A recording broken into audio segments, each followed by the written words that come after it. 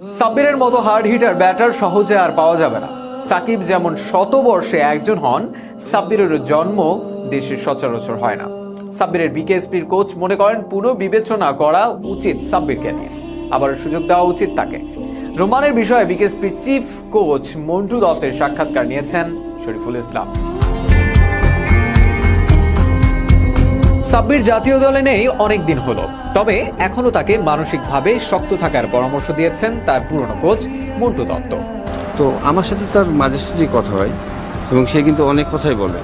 তা আমি তাকে বলছি কখনো ধৈর্য হারিও না, তুমি যে প্লেয়ার যে মানে ছিল এখনও আছো, খালি তোমার মানসিক শক্তিটা যদি একটু ঠিক রাখতে পারো তুমি আবার বাংলাদেশ টিমে চান্স পাবে।